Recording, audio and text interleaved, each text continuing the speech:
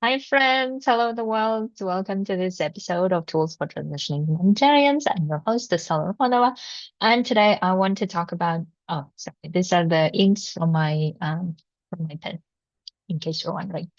So today I want to talk about the topic that is, I think, the most impactful across the globe, of course, including humanitarians. And the topic is toxic habits.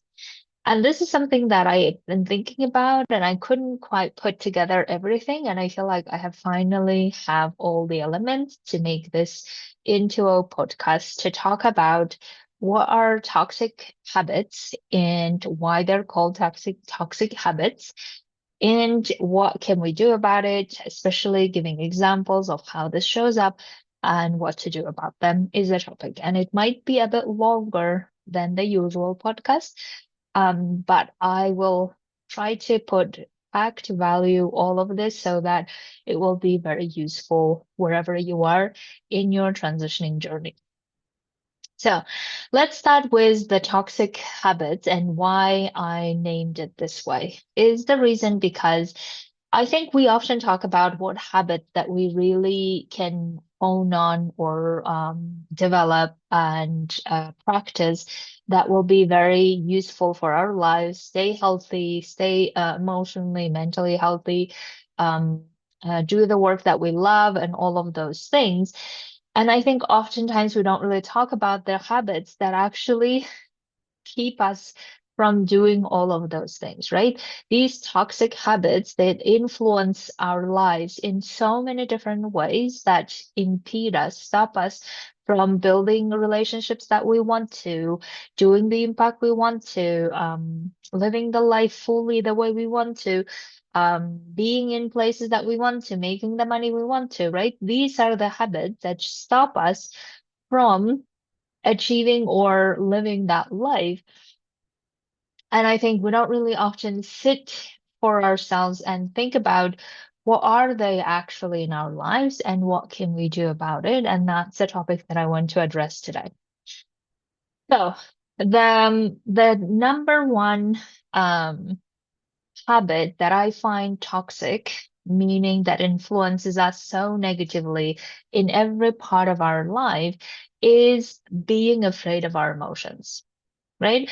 So being afraid of our emotions can show up in the way that, let's say that you want to transition to living with your loved ones and working on the topic that really interests you or that fulfills you or that you really feel good doing it. And as soon as I think about how you could do it, what you could do it, the fear comes up, and fear of worry, fear of failure, fear of judgment, all of those compile together and then just stop us from even going further and taking any actions, right?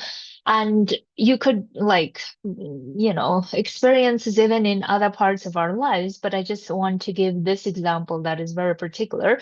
But it could also be that you are afraid to speak up your mind, right? At work. It could be that you really want to say your opinion to your supervisor, but you are afraid that the supervisor will then be mad and they are gonna write the a bad performance review, all of those things. You can see that how we keep being afraid of our emotions, of feeling uncomfortable as we say it, feeling uncomfortable how it's gonna go, feeling uncomfortable or afraid of the opinion of the other. And that way we continue constraining ourselves to a point that we just feel so afraid of going here, going there, and then our lives become so restricted and we don't like it, right? So this is the number one, I would say, toxic habit that we have all learned, socialized, we have all learned to have it in our program, that we just believe that we can't really do anything about our emotions. We can't really control them. We can't really handle them. And therefore, all of the things that we do usually is either we avoid them, we avoid those tough conversations, or we avoid speaking out, we avoid being authentic, we avoid living our life fully, we avoid going for that transition. And that way we just keep suppressing all of the emotions and keep avoiding the ones that we don't like, and therefore feeling like a victim of our lives and essentially our own emotions. So therefore, the solution to this toxic habit, the way that we could replace it, is by feeling all of the emotions that come up as we try to live our authentic life, as we try to transition to what we love, as we try to get the promotion, as we try to speak up our minds, whatever it is, we're going to feel a lot of emotions. And if we practice experiencing feeling them more instead of avoiding them, then the more we feel them, the more we realize they're not bad at all. And they're not even hurting us. They're not going to make us feel bad. In fact, avoiding them make us feel bad, but actually going through and experiencing and allowing them is not going to make us feel bad. And the reason I know is I've been practicing it for a long time, and especially after my transitioning in 2021 January, when all of my emotions came up as I left my UN job. And guess what? I knew how to handle them. And of course, in the beginning, I was not really good at it, but I practiced so much that by the end of that year, I was feeling like I can't handle, like, there is no emotion I can't handle. And that is the freedom that we feel to be doing whatever we want to. And that's the emotion that I want to help you hone in my group coaching. And this is one of the things that we're working on, and I continue coaching people on this topic because the more we're afraid, the more success we're going to avoid. And the more success we're going to avoid, the more feeling of fulfillment we're not going to feel. And most importantly, we will not feel all of the spectrum of emotions to live our lives fully and freely. And that's the number one habit we can develop every day in our everyday lives, in transitioning, in making the roadmap, whatever it is. You can help, you can come to our group coaching where I help you, uh, develop even specific actions on how to experience those emotions, how not to be afraid of them, so then you can break through them. Okay. So that's number one habit. Now, number two, and the reason why I'm numbering it is I believe it's in the order of importance, in the order of how impactful they are. But of course, you are welcome to work on any habit that you would like to. It doesn't matter which order you go to, right? So the second one is assigning blame to someone or something or yourself, right? And this is, I think, the number one habit that we have all somehow learned because we just believe that's how it should be. We should always find a culprit. We should always find someone to punish, whether it's ourselves or whether it's someone else or whether it's something else. And that way, we don't really look into what is actually the thing that we can do to change because we're just busy blaming someone. We're just busy blaming ourselves. We're just busy blaming and assigning blame to this thing.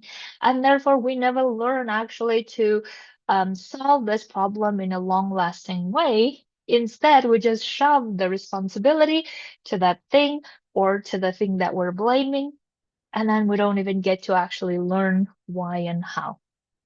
So let me give you an example from my personal life. And I think that's something that you may really relate to or not, but the concept itself is, I think it illustrates well with this example. So when I was little and I was growing up with my family who adopted me, one of the things that I also told about this many times in other podcasts is one of the things that my mom and I had a lot of discussions about is that I I always told my mom that why are you tolerating an abusive man, right? Why like my father who was a violent man.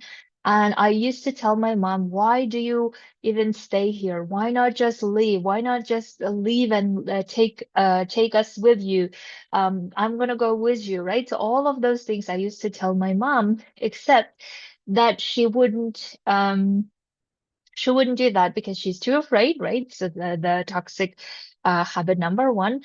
And she would always keep saying, and so many other people around us keep saying that, well, it's the money that's the problem.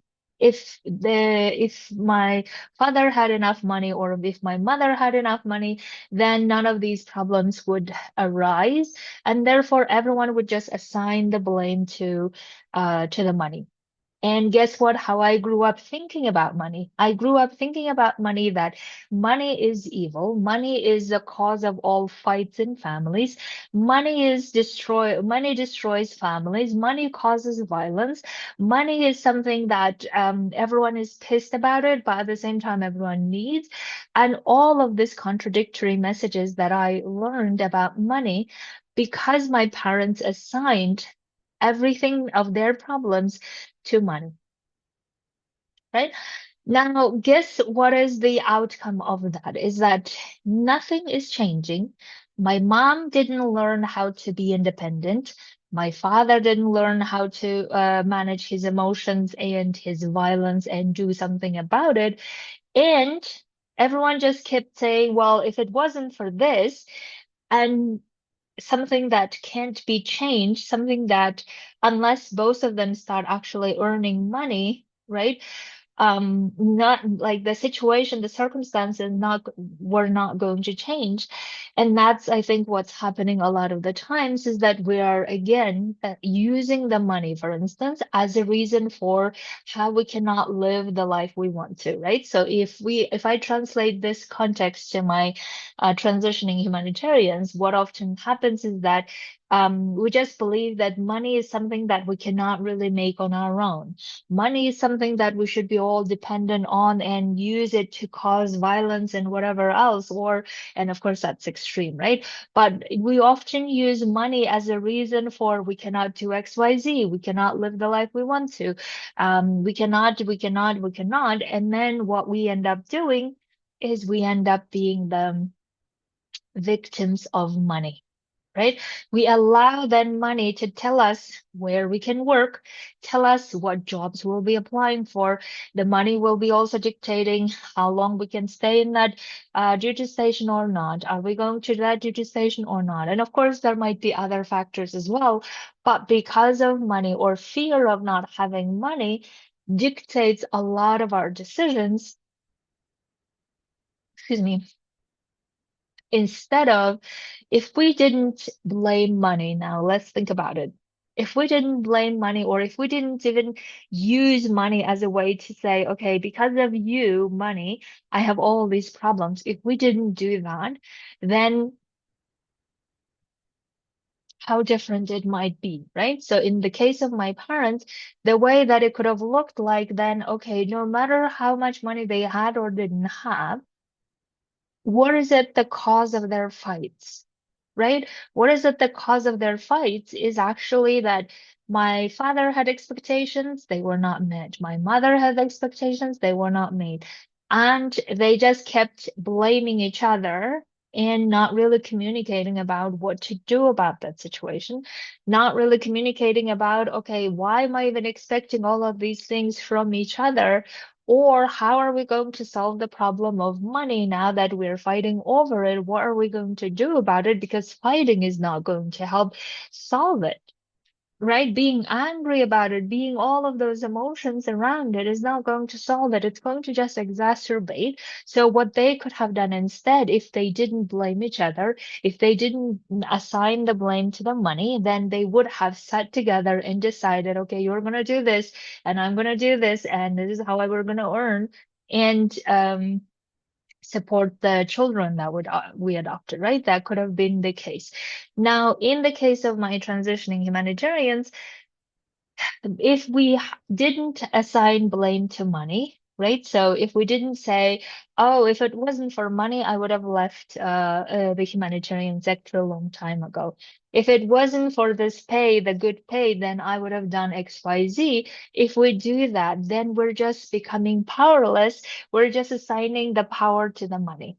And the consequence of that is then we're going to tie ourselves and we're going to tell ourselves that, well, we cannot really do it anywhere else. It's very hard to make money, or I don't even believe that I can make money on my own. And therefore, I'm going to just stay being hostage of the situation that I don't want to be. Now, what we need to understand is also that oftentimes people then go to the extreme and say, well, then I need to blame myself, right? I need to blame myself for not being able to make it, for being so stupid, or for being this, for being that.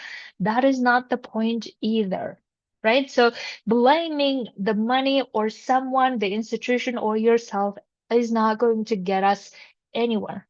We know this. And if you haven't learned, or if you haven't observed this, go observe all of your situations and see where did you go with all the blame that you have assigned to others or to yourself. Nowhere. And therefore, what we need to understand is that if we don't assign blame to money, blame to ourselves, or blame to the institution, then we have actually the mind space and heart space to then say, okay, this is the amount I want to make by doing this thing. I don't want to do this in this context. I want to do it somewhere else.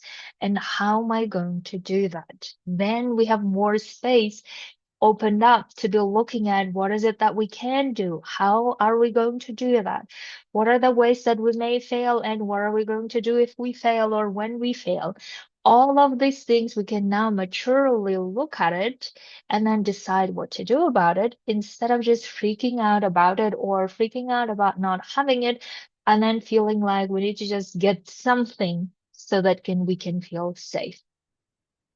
Right? So that's why you can see that the more we assign blame to something or someone or ourselves, we're going to just create so much of the emotional turmoil that we're not even wanting it in the first place. And we're not going to explore where our power lies, no matter what we want, how we can own our agency, right? Create our power over money instead of letting it keep governing us.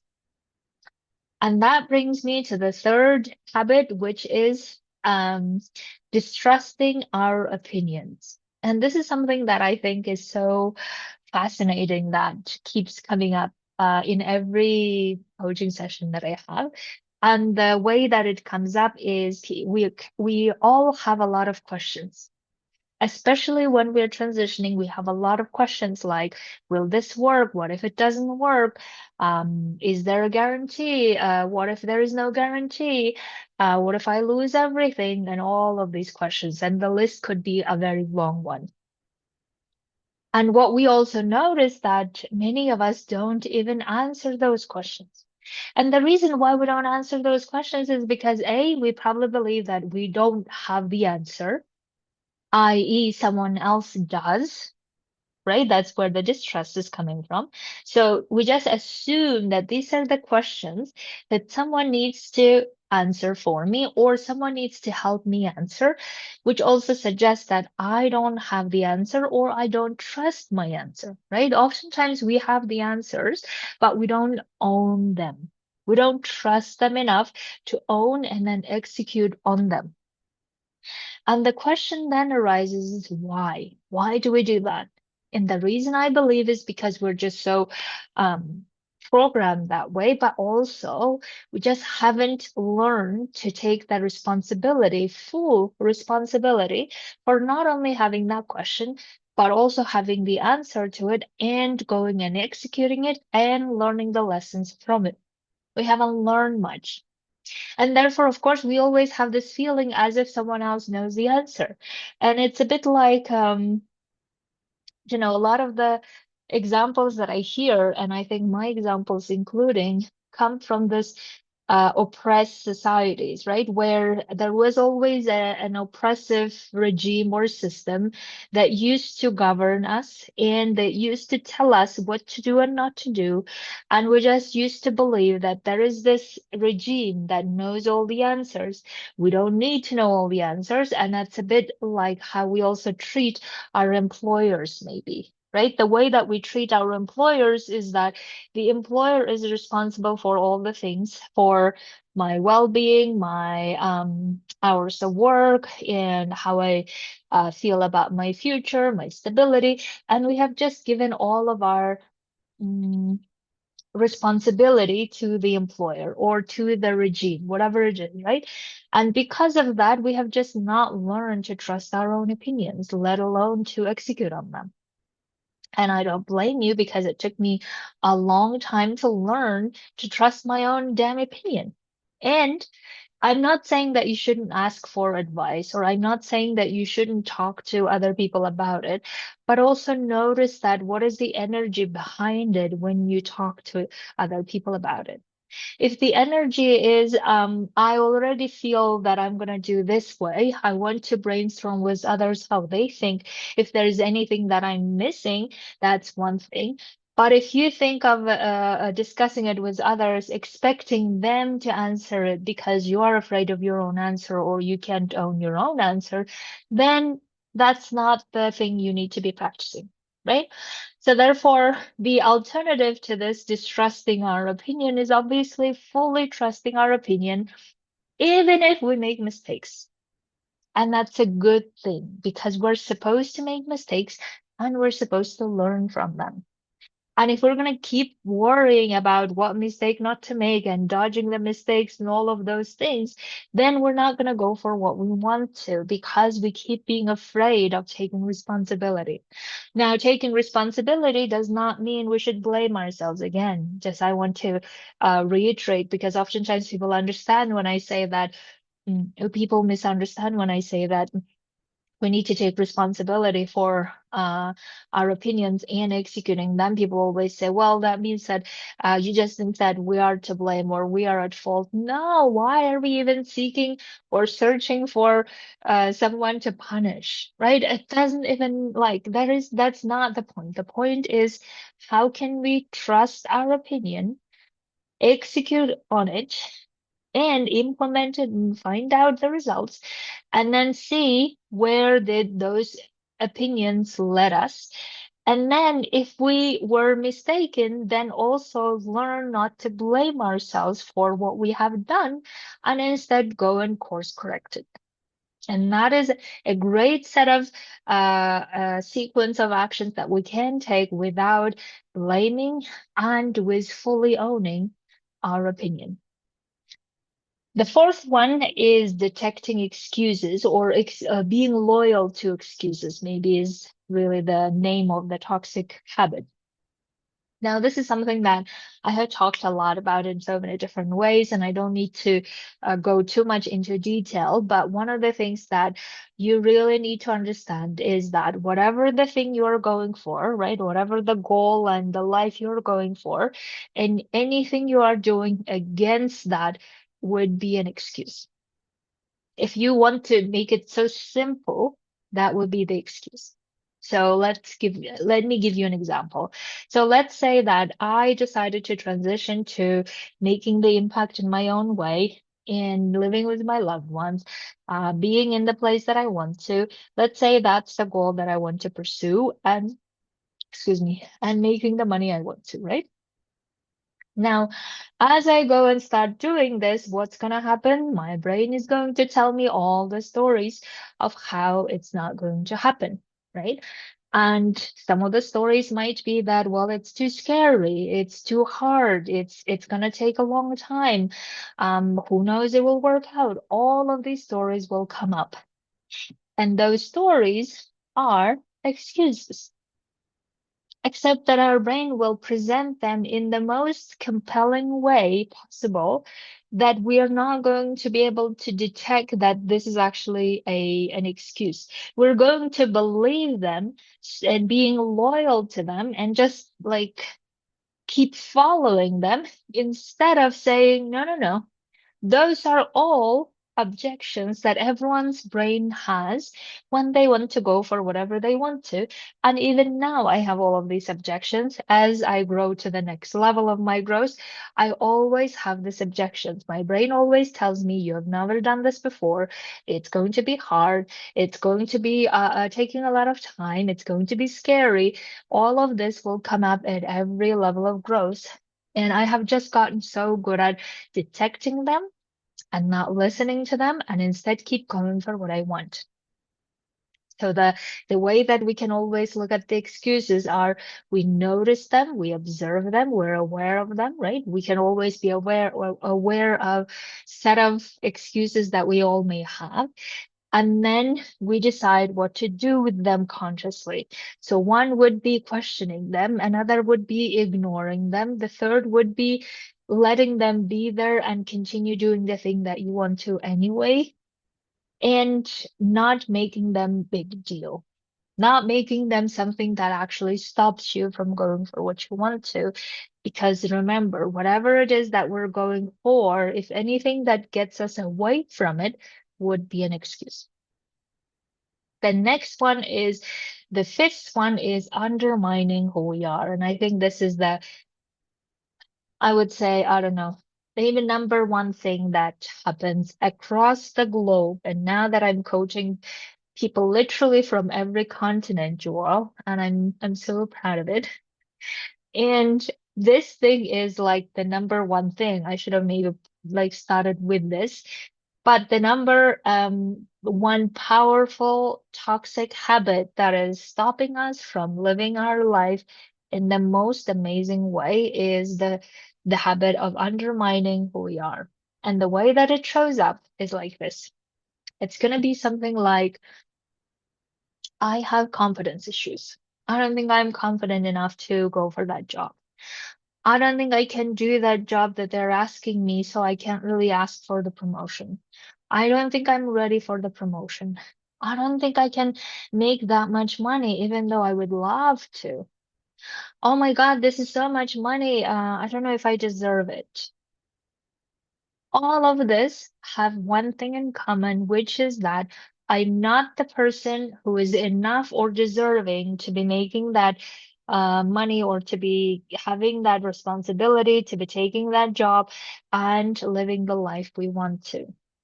And the question is, why do we keep doing it even when we know that's what we keep doing it? Because a lot of people tell me that, oh, I have confidence issues, I have imposter syndrome, I have this, I have that.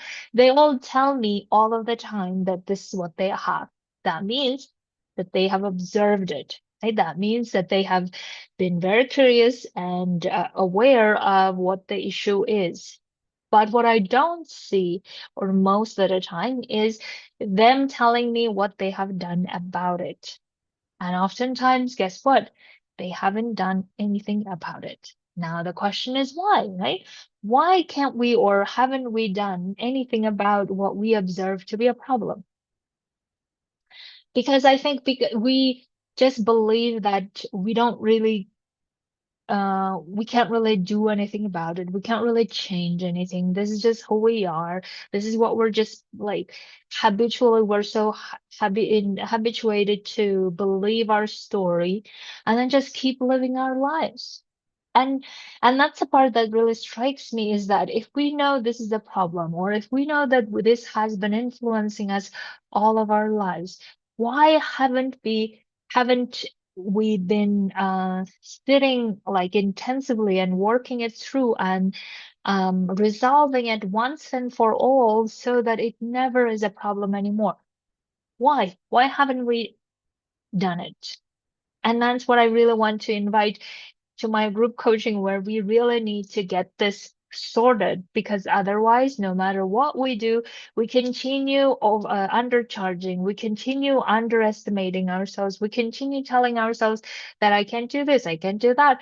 I have never been able to do that. And then we just continue restricting ourselves from going for what we want.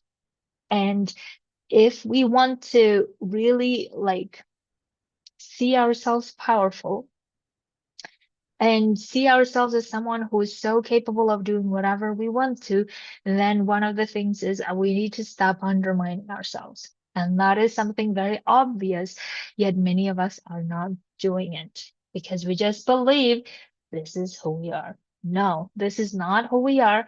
The version of us of who we are is actually the most powerful, the most daring, the most courageous, the most going all in person, because that's how we are born and that's how we are created as humans. And along the way, programs have changed us, societal programs have changed us to the version where we continue believing that we have this problem, we have that problem, and most importantly, we keep believing that we can't do anything about it, and that needs to stop. And the sixth one and the last one is indulging in all of the confusion, worry, and all of those things negative instead of actually doing the things.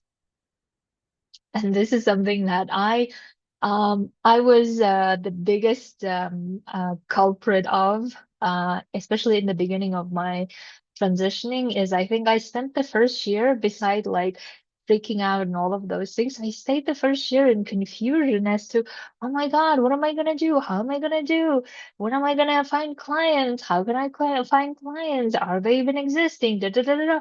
All of those anxiety and confusion, and I continued indulging in it to a point that I would just keep consuming all of the trainings and never actually do anything about them. I will continue listening to podcast after podcast or YouTube channels, whatever it is, and my days would be spent just consuming instead of actually doing things about it. And the alternative to this habit, if you will, is getting clear, certain about doing something concrete, something that you are most scared of usually, and then finding out the result. That's the other habit, the alternative habit that we need to develop. And the great part about my group coaching is where I help detect when you are indulging in your emotions, when you are indulging in confusion, and I help you get out of it as soon as possible instead of wasting a lot of time believing that you can't do anything about it and then missing the opportunity and delaying the process of being successful in your transition. And that's the habit that I feel like when we indulge in overthinking, procrastinating, and delaying, and just being not sure, and who knows what and how, and then not making a decision, when we stay in that, what we're not doing is living the life we want to, making the impact we want to, being with our loved ones, and making the money that we want to. And if we don't want to delay that thing, then we need to better get out of our confusion and our disappointment and our whatever the emotions, and getting to actually doing things and learning and measuring and finding out why things are working and not working and what to do about it. So therefore, my group coaching is really designed to help you get away from these habits that influence you negatively most of the time, and then getting you build the habits that are the opposite of these, getting you to really embrace your emotions wherever they are and not being afraid of them, right?